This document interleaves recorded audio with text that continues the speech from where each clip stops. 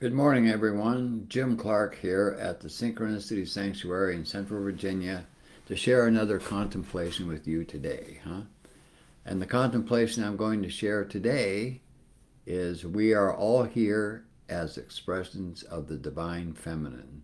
And the divine feminine is just another term for the creative principle of consciousness, that how it creates matter out of nothing. So this is an understanding in the holistic model of reality that I have been studying and experiencing here at the sanctuary for the last 30 years. In the beginning, of course, I didn't experience it as much as I do now, but the truth of any theory, the truth of any belief system is only validated by your own personal experience or not. It doesn't mean that it may not be true for somebody else, but it does mean it may not be truthful for you. In my case, I can say it's very true for me, and that's why I choose to come out here, do the live streams, and to share some perspective on a meditative and holistic lifestyle that yields results that are one of the best investments that I have ever made, and all the people that I know that have made similar choices would agree that of all the things that they could have created for themselves in this life, this is the best. Because it's something that you take with you. It's something that you become and substantiate, and then you move on from there.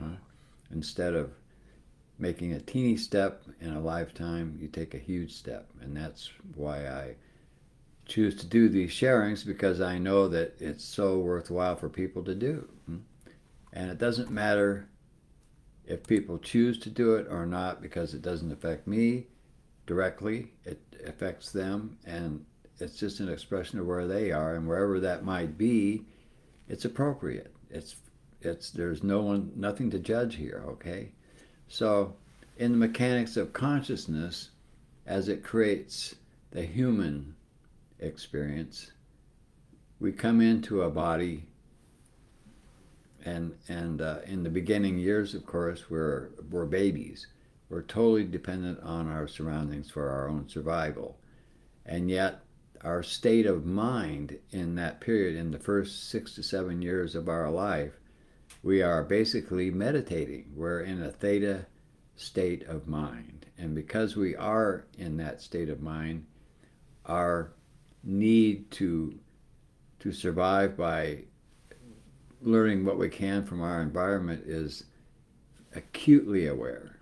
Every word that's said around us, everything that's said, everything we see, it goes straight in as an absolute to us. And this is defining who we see ourselves as. It's defining the kind of world that we see. It's defining what is normal and what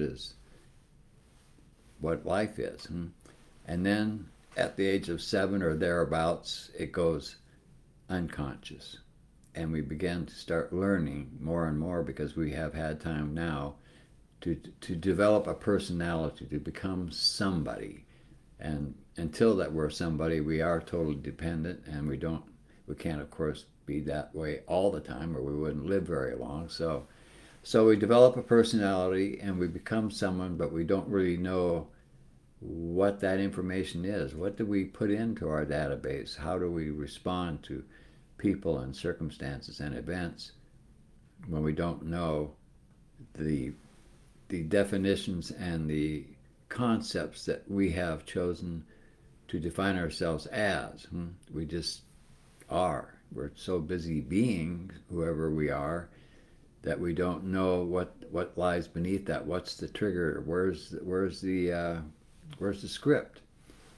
And so an unconscious life will just go through life with that script, and they will journey the journey through that script. We have our challenges, we meet our challenges, and we either succumb to the data that says we can't, or we go beyond that and we challenge those beliefs unknowingly, but maybe circumstances demand that you at least attempt to step beyond your boundaries and the boundaries that were set by what is now unconscious within you. And I know in my life I had many times where I was forced to do that. I know public speaking was one that most people share. Most people don't like public speaking, and there's a root cause for that, of course, and that's that basically the human journey begins with conflicting data and self-worth issues.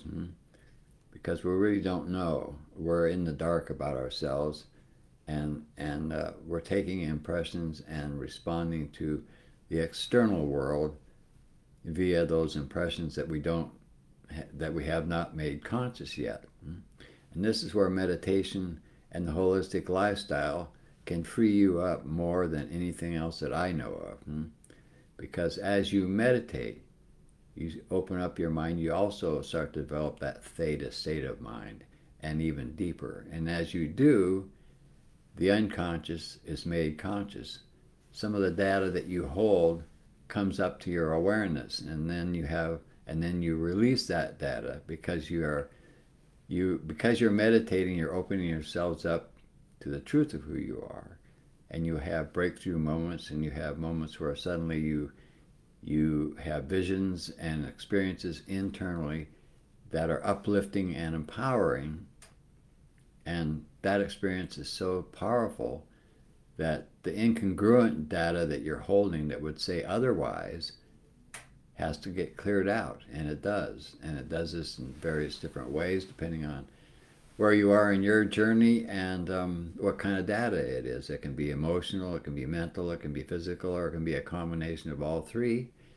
And sometimes it's not pleasant because the data that's coming up for you to release is limiting data. It's conflicting data. And to revisit that as it's moving out of your database, out of the way you see yourself, you get some experience of it again, and it's just not pleasant, but it's well worth it. It's actually a validation that your meditation practice is working, because if it wasn't working, there would be nothing going on. You would still be the same as you were when you started to meditate. And in the beginning, it's kind of like that anyway, because it takes time to build momentum in your own evolutionary process for meditation. Because when you're first learning anything, of course, it's difficult, and you're unsure of yourself, and you're unsure of the intricacies of what you're doing, and you're kind of questioning whether or not it's going to work and so forth. It's like learning a new job or a new skill. So, but the most important thing about meditation is simply to do it. Because once you meditate, once you sit down with the intention to meditate, once you go in and focus on the subjective world of you, you are reversing the polarity of what is normally the exterior, the people and circumstances outside of yourself, which is what we grow up focused on and mesmerized by, because survival is the first thing that we have to take care of before we can move into something that will allow us to withdraw our attention from that kind of a world. Because if you're in a survival condition, like say you're in the jungle and you have to worry about the tiger, the last thing you want to do is lay down and go to sleep and make yourself vulnerable to a possible threat. That's just an analogy. But in today's world, that would be not keeping up with what's going on, not educating yourself so you can get a job and survive by making a decent income, and so forth and so on, not knowing the right people, and on and on and on. And so it's just a game that we play to survive. And if we're good at it and we have the right circumstances around us, and then we start to meditate, then we start to discover ourselves in ways that we could never even dream of. And when this begins to happen, the momentum of those breakthrough moments, the momentum of the uplifting experiences that you have here and there, help to carry you through the discipline of maintaining your practice. Because that's really what makes meditation work. It's not that this technique or that technique is better, although I think some are and some are not, but that's everybody will have their preferences. It's the continued daily practice that generates the changes that empowers you and uplifts you. And it allows you to free yourself ultimately from the self-worth issues that plagued you in the beginning of your life.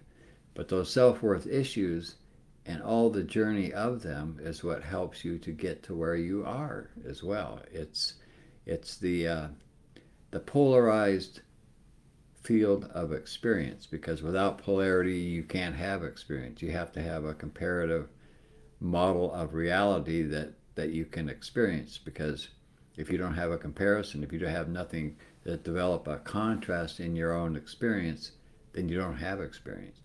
And that's the ultimate dullness in some ways, in terms of being a human being anyway.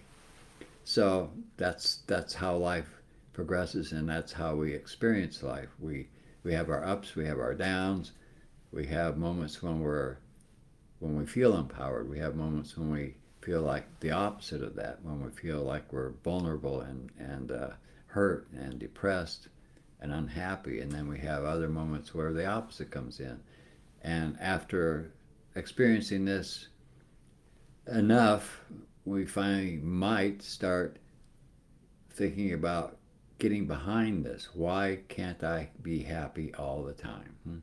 This is what people always want. It's in us. It's our very nature. So it's something that we're naturally going to strive to create. But our attempts to create that by accumulating things external to us, the material world, the material myth as we call it, to be happy is a strategy that never works.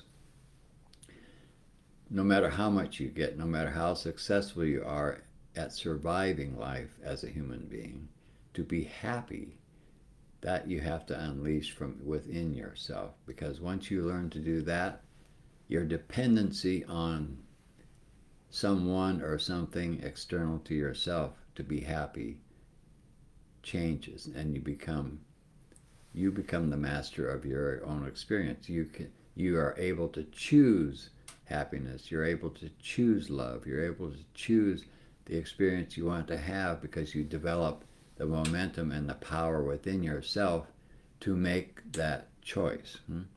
First, you have to become aware that you can, and then you have to become entrenched and substantiated in a level of awareness that allows you to make that choice, to go beyond your mind, which is where all your data is playing out in. That is a polarized part of our experience. There's a positive and negative, and one is always playing against the other constantly. It never ends. So trying to go into your mind that way, which is what we do automatically as we're living our lives, generates what it does. And that's basically a life that's mostly suffering of some kind. It may not be huge, or it might be huge, but it's a suffering nonetheless. It's not fulfilling. So in order to go beyond that level of experience, we have to generate enough awareness and expand our awareness to where we start to become in touch with other parts of ourselves that are not polarized, and that is the heart. The heart doesn't think in polarities. The heart is still in communication with the consciousness that we are at a level where polarities are not dominant. And it is through the heart that is the gateway to the experience of unity and the experiences of love, real love, the love that we all are. So once you get into that, once you open that up in yourself and you begin to get communication with yourself through the heart, through your heart, then the way you see the world, the way you experience the world, the way you experience yourself, and the way consequently you experience others changes dramatically. Then love is the base, not fear. And when you get into that mode, that's when you really start to realize how valuable meditation and a holistic lifestyle is, because it's the only way that you could create enough balance in yourself to have that experience, and it's the only way you can substantiate that experience so that it's a constant. Another way to put that is that's how you generate the momentum and the ability for yourself to be in a state of meditation 24/7 and open to your heart. You still think, your mind's there and it does what it has to do, but it doesn't dominate your experience. It's not the primary force in your life anymore. It's secondary to that, and we use it when we have to. It's just a tool, and that's all it ever was.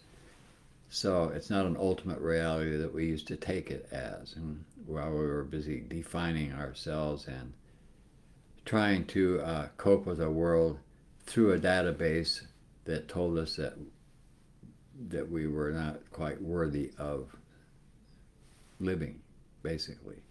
And that's a challenge that comes with the human experience. But it's through that challenge that we grow. It's through that challenge that we finally realize that looking outside of ourselves is not the answer to our life. It's looking inside of ourselves and opening up the possibilities, giving up our opinions, giving up our beliefs, and opening up to what might be there as an explorer, as someone who's ready to discover something about life and about themselves, rather than to go along with whatever beliefs they have about life and about what life is and about themselves. And so that's what I wanted to share with you today in this contemplation, to open yourself up to the possibilities of the real you, the you that lived before you took this life, and the one that you will leave with when you're through with this life. And that is an investment that I could never measure the value of, because it's the ultimate investment in life as far as I'm concerned, because my experience validates that for me.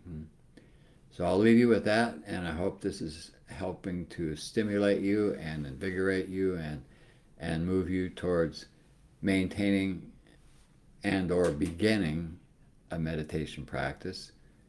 This is all I do. It's all we do here at the sanctuary, is to help people meditate and to help guide them through their processes in the course of their own evolution. And it's a great job. I love it. It's the best job I've ever had.